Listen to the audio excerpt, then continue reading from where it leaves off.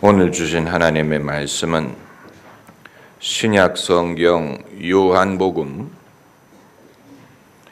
1장 17절에서 18절까지 말씀이 되겠습니다. 신약 성경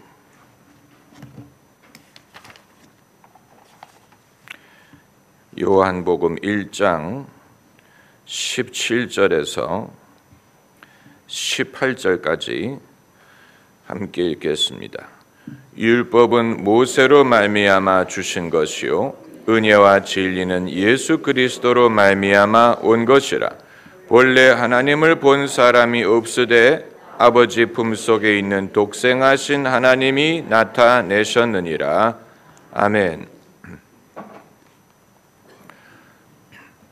우리가 수요일 날 구약 성경을 한참 돌아다니다가 마침내 신약 동네로 넘어왔습니다. 우리가 구약에서 찾기를 원했던 것은 구약의 하나님이 신약의 하나님과 같다는 증거였습니다.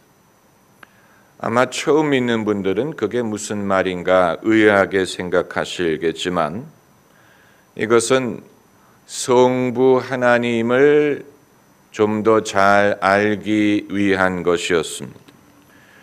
우리는 성자 예수님에 대해서도 잘 알고 의외로 성령 하나님에 대해서도 잘 알고 있는데 정작 성부 하나님에 대해서는 당연히 여길 뿐 잘 알고 있지 못하다라고 말씀을 드렸습니다. 사도신경으로 신앙을 고백할 때도 성부 하나님에 대한 언급은 전능하사 천지를 지으신 하나님 아버지를 내가 믿는다라는 고백뿐이고 그 다음부터는 예수님에 대한 신앙 고백으로 넘어가지 않습니까? 그렇기 때문에 이스라엘 백성이 구약 성경에서 애초에 어떻게 여호와 하나님을 알게 되었고 하나님이 어떻게 당신을 아브라함에게 드러내셨고 모세에게 드러내셨고 또 율법을 통해 드러내셨고 이스라엘 백성들이 애초에 믿었던 성부 하나님은 어떤 분이었는가를 우리가 알고자 했던 것입니다. 그 모든 것이 아직 흡족하지 않습니다. 좀 더 깊이 연구할 여지가 있지만 그럼에도 불구하고 그 장정을 마치고 이제 신약 성경으로 넘어와서 예수 그리스도께서는 하나님 아버지를 어떻게 나타나셨는가를 보고자 하는 것입니다.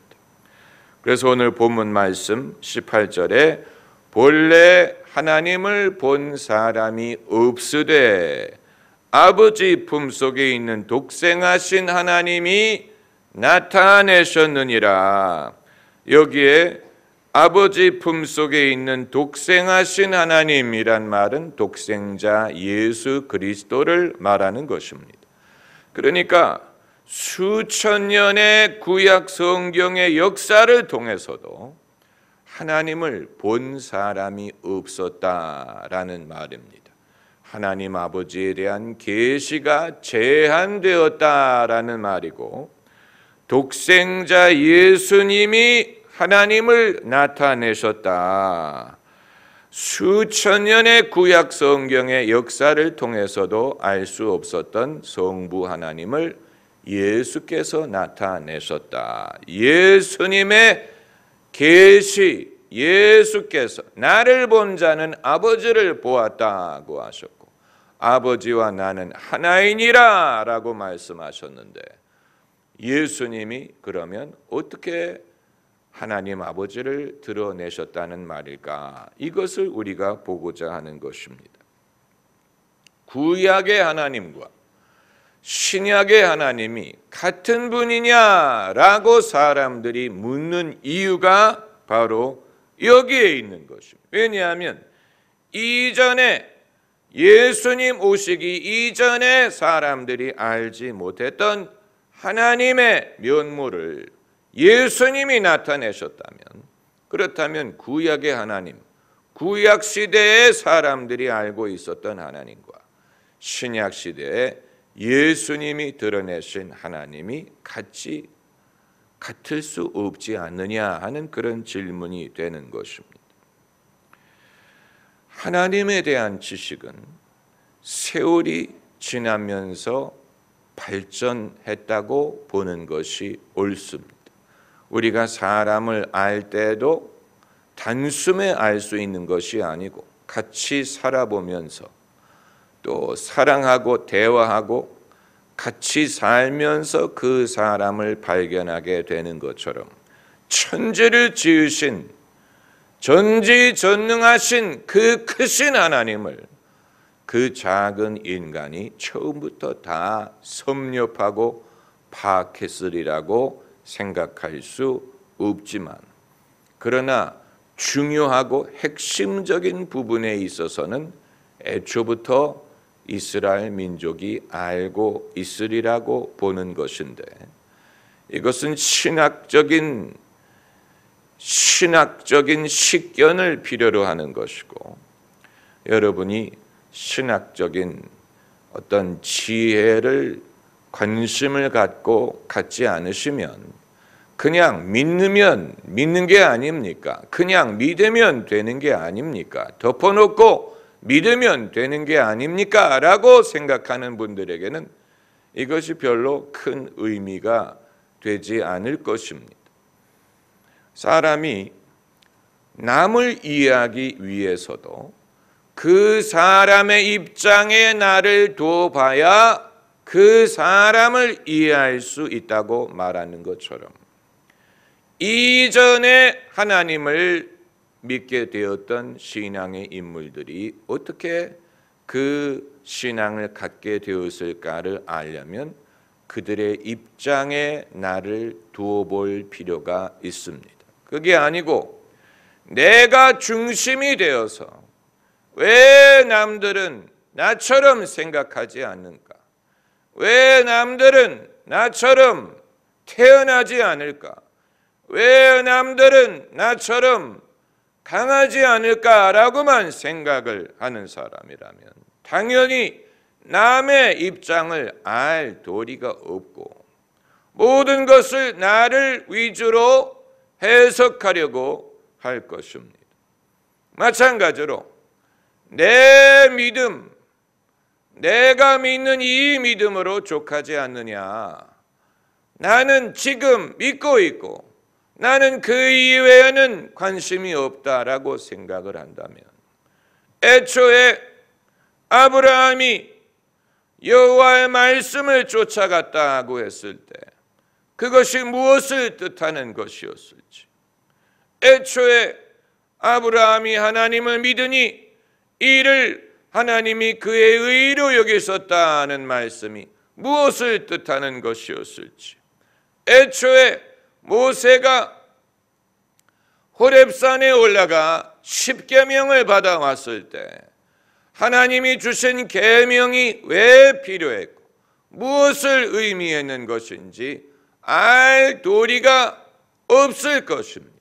그런 일이 있었나 보다, 성경이 말하는 걸 보니 그런 일이 있었나 보다, 이것 이외에는 그 당시 그들이 하나님에 대한 신앙에 대대적인 변혁이 일어나는 것이고, 이전에 알지 못했던 하나님, 이전에 알지 못했던 하나님의 뜻, 이전에 알지 못했던 하나님의 계획, 이전에 경험하지 못했던 하나님의 인도를 처음 겪어본 사람들의 그 놀라움, 그리고 그들의 신앙 경험의 영향, 그것이 이스라엘이란 민족의 신앙에 얼마만큼의 영향을 끼쳤고, 그리고 그들뿐만이 아니고 그것이 이후에 하나님이 행하실 약속으로 남아서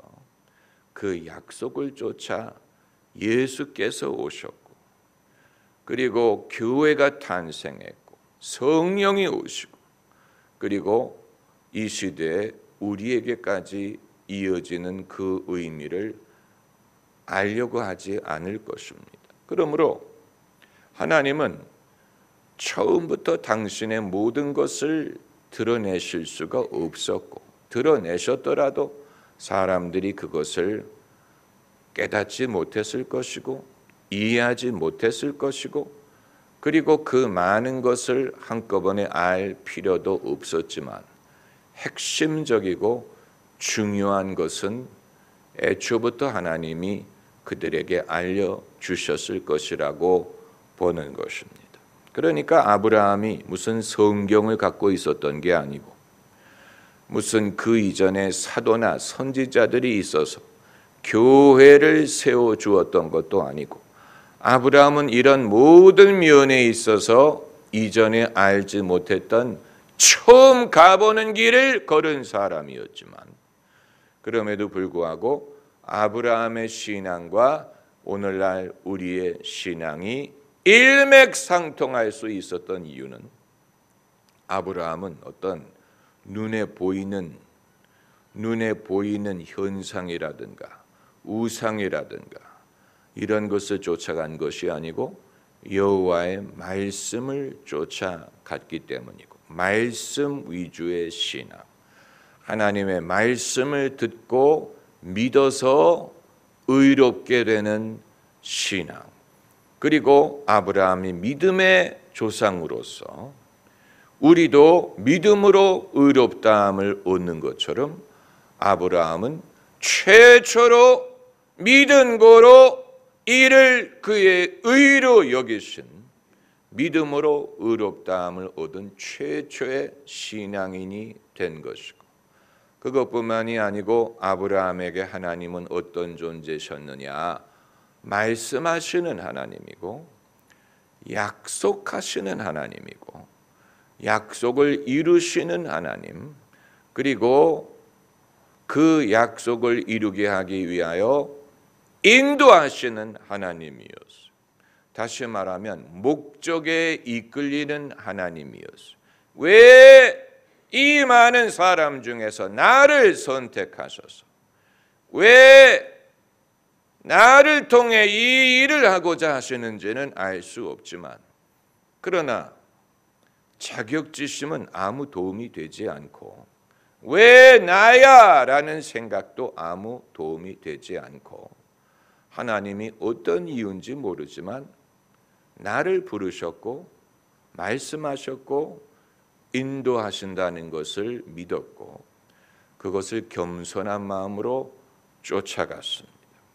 아브라함의 겸손함과 진실함을 어디에서 볼 수 있느냐면, 그 시대에 어느 누구도 경험하지 못했던 하나님의 계시와 약속을 받았음에도 불구하고 아브라함은 그것을 선전하지 않았고, 그걸 통해서 어떤 종교를 만들려고 하지 않았고, 교주가 되려고 하지 않았고, 그것을 사람들에게 떠벌리려고 하지 않았고, 자랑하려고 하지 않았고, 오직 자기에게 주신 약속으로 마음속에 간직하고 겸손한 마음으로 그것을 순종했을 뿐입니다. 만약에 다른 인물 같았더라면 그걸 떠벌리고 자기가 선지자됨을 선전하려고 하고, 그래서 교주가 되었을 수 있습니다.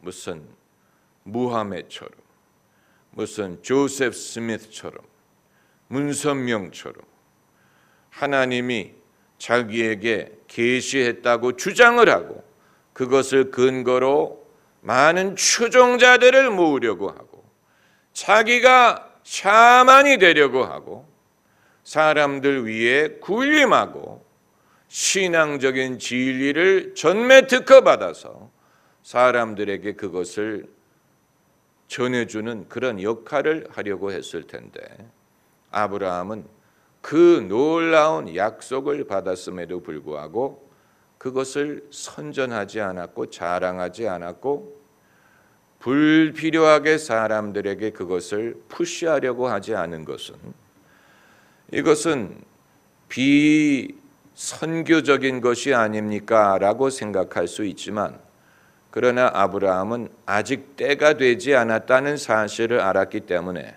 이후에 메시아가 오셔서 성령으로 모든 백성에게 이것을 알리실 때가 오겠지만, 그러나 아브라함의 시대에는 그것을 자기가 간직하고 그리고 자기 자손들에게 그것을 전해주는 것으로 충분하다고 판단을 했습니다. 여기에서 선지자가 된다는 말이 반드시 자신을 사람들 앞에 드러내야 되는 것은 아니라는 것을 알 수 있고, 참된 선지자의 기준을 볼 수 있습니다. 우리는 만약에 선지자가 되었다고 하면 아마 당장의 사람들에게 그것을 나타내려고 할 것이고, 당장에 사람들을 모으려고 했을 것이고, 나에게 이런 능력이 있다면 그것으로 칠레대를 삼아서 사람들을 내게로 모으려고 했을 것입니다. 그런데 아브라함은 전혀 그렇게 했다는 증거를 찾아볼 수가 없어요.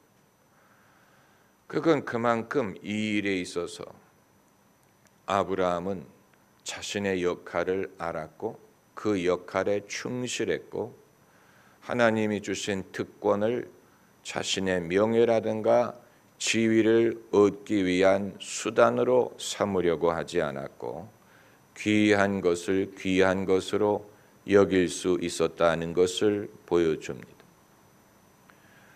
이 시대에 과연 아브라함 같은 인물이 있을 수 있을지 우리가 궁금해집니다. 사람들은 지금 이 시대에는 자기가 조금이라도 가진 게 있으면 그것을 알리려고 하는 문화예요. 인터넷을 통해서 알리려고 할 것입니다. 요즘에는 점심 한 끼를 먹어도 그것을 혼자 볼 수 없고 전 세계와 공유를 해야 되는 시대입니다.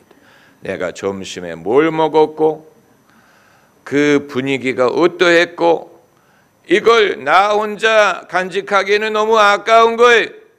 그렇기 때문에 가능한 한 모든 사람들이 공유할 수 있도록 거기에다가 해시태그를 넣어가지고 점심이라든가 우동이라든가 돈가스라든가, 그래서 사람들이 돈가스를 검색하면 자기가 올린 사진이 뜨도록 어떻게 하면 좀 더 많은 사람들이 이것을 볼 수 있을까? 자기가 먹은 식사 한 끼라도 혼자 소화하지 않고 남들과 공유하려고 하는 시대에 위로부터 하나님이 주신 은사나 약속에 대해서는 오죽하겠습니까? 얼마나 사람들이 그것을 떠벌리고 선전하고 알리고 자랑하려고 하겠습니까? 그러나 성경에서 위대한 일을 행한 사람들을 보면 먼저 자신의 입장이 그것을 누구에게 알릴 수 없는 상황에 있었어요. 예컨대 예수님의 모친 마리아. 예수님의 모친 마리아가 성령으로 말미암아 잉태했죠. 그리고 천사가 나타나서 자신에게 일어난 일을 알렸어요. 마리아가 놀라운 일을 겪었지만 그걸 누구에게 말하면 이해하겠습니까?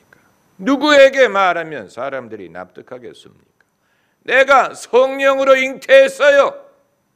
누구에게 말하면 믿겠습니까? 사람들이 이상하게 생각하겠죠. 마리아가 그럴 여자로 안 봤는데 이제 이상해졌다. 누가 이해하겠습니까? 이해한 사람은 딱 한 사람, 엘리사벳.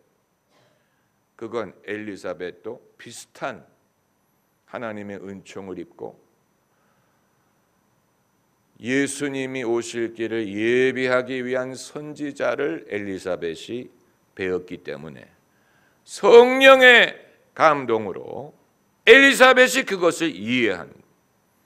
그래서 내 주의 모친의 음성이 들린다라고 말하고 엘리사벳은 같이 기뻐했죠. 그러나 그 이후의 사람들은 마리아가 겪은 이 놀라운 일, 여인 중에 너에게 복이 있도다라고 했는데, 그러나 마리아가 누리게 된 이 복을 마리아는 스스로 어느 누구에게도 말할 수 없는 입장이었어. 왜냐하면 그건 같은 믿음을 가진 사람이 아니면 도무지 믿을 수 있는 일이 아니었기 때문에. 그 이외에도 성경에 하나님이 자기에게 하신 놀라운 일을 쉽게 남들에게 설명할 수 없었던 그런 사람들이 많습니다. 아브라함이 그 아들 이삭을 모리아산으로 데려가서 번제로 바치라고 하나님이 말씀하신 것. 아브라함이 누구에게 그걸 말하겠습니까? 누구에게 말하면 그들이 납득했겠습니까? 저 노인이 나이 들어 아들을 얻더니 돌았구만, 망령이 들었구만, 이렇게 생각했을 것입니다. 누가 그걸 이해하겠습니까? 게다가 하나님이 그렇게 명하신 것뿐만이 아니고 자기가 순종하려고 했다는 말, 그걸 말하면 사람들이 저 사람은 위험한 아버지다, 아들에게 가까이 가지 못하게 하라 그랬을 거예요.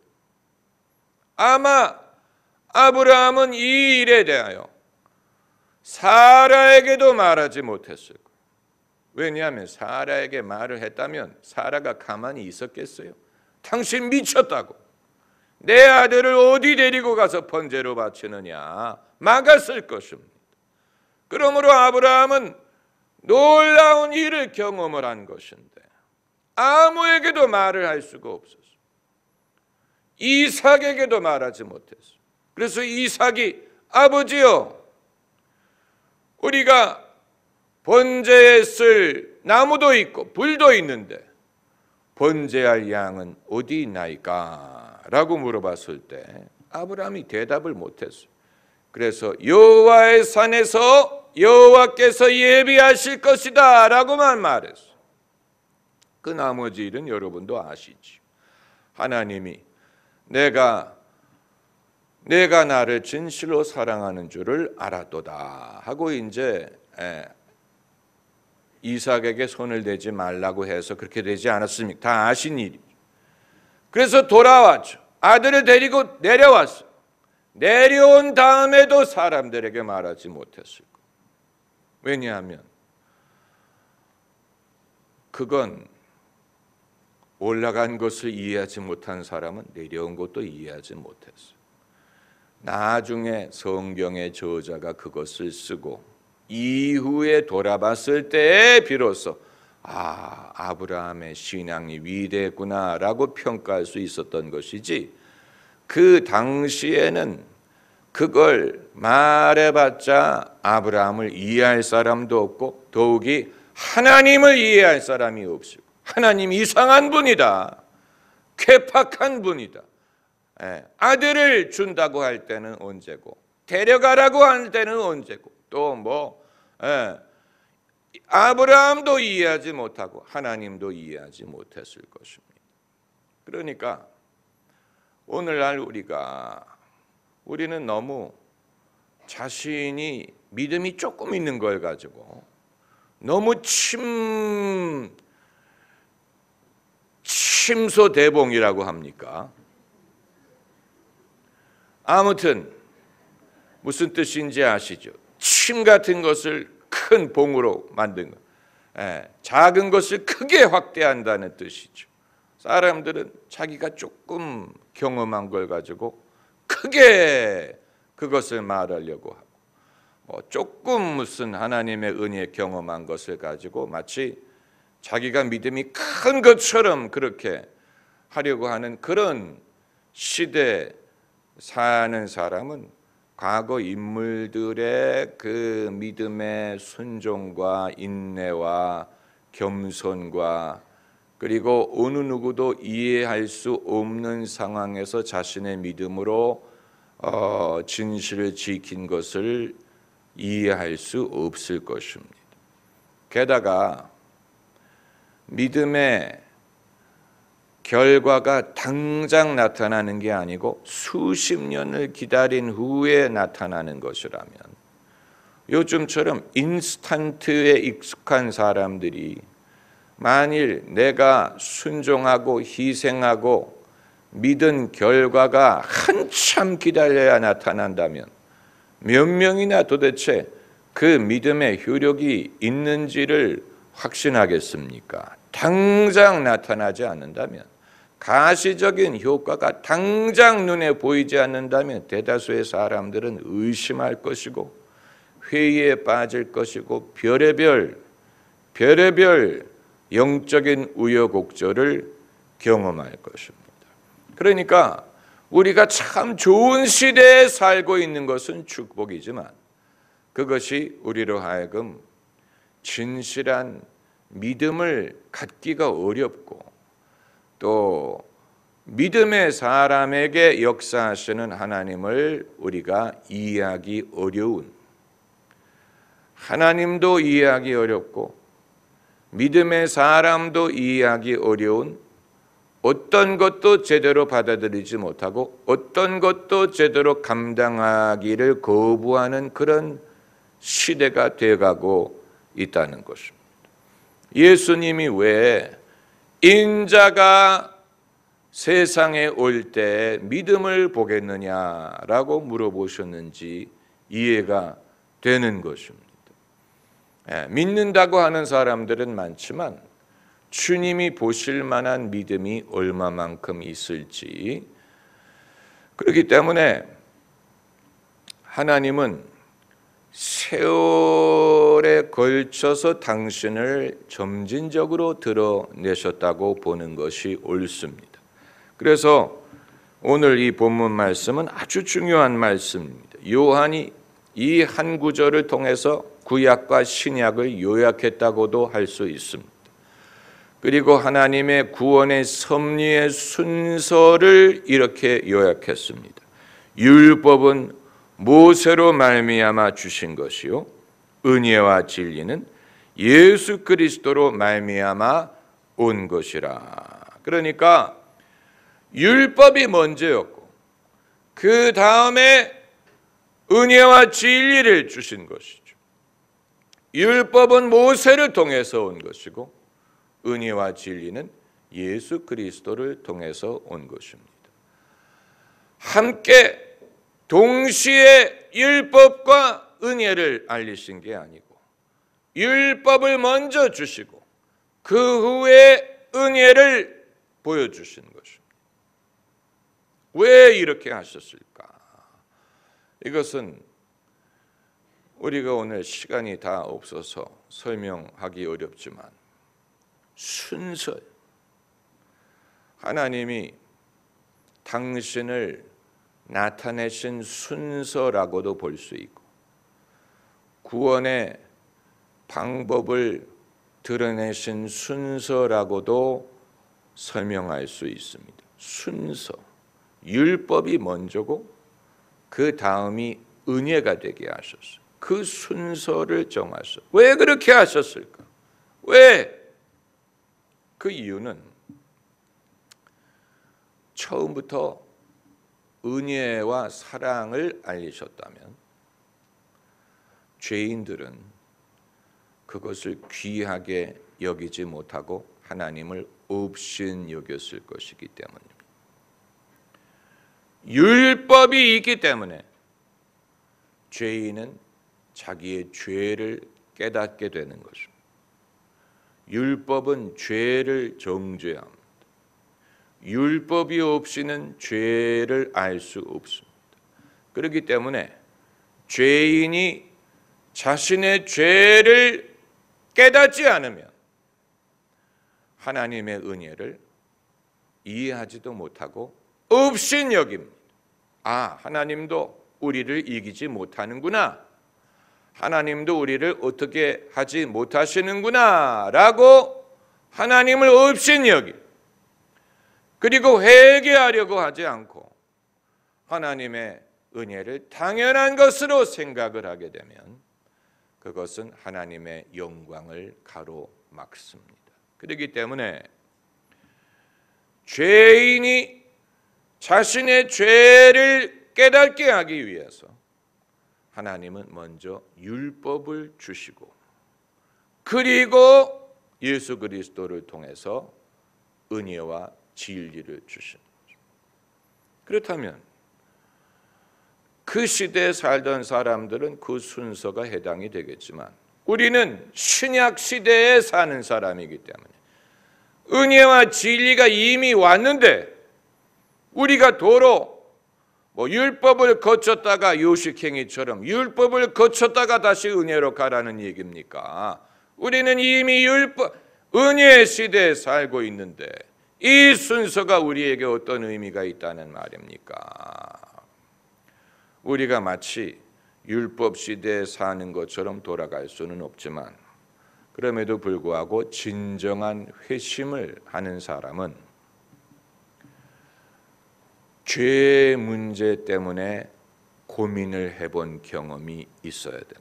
마틴 루터처럼, 요한 웨슬리처럼 자신의 죄 문제, 자기가 죄인이라는 사실, 그리고 율법의 행위로 의로워질 수 없다는 것을 깨닫고 고민하는 경험이 있어야 됩니다.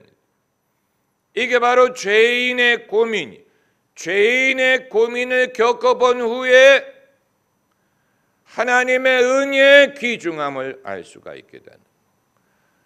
사도 바울도 그런 식으로 회심을 했죠. 사도 바울은 율법에 열심히 있는 바리새인이었는데 그것으로 의롭게 되지 못한다는 것을 알고 있었고, 그래서 예수님을 만난 후에 율법의 행위로 의롭다함을 얻을 육체가 없고 오직 의인은 믿음으로 말미암아 의롭다함을 얻는다는 진리를 알게 되고 예수님의 은혜를 증거하는 챔피언이 된, 은혜를 누구보다도 더 귀하게 여기게 된 것이죠. 주님의 은혜가 내게 족하도다라고 고백하지 않습니까? 마틴 루터도 자기의 죄의 문제로 고민하던 사람, 하루에 고해성사를 5번이나 했던 사람, 무슨 고백할 죄가 있다고?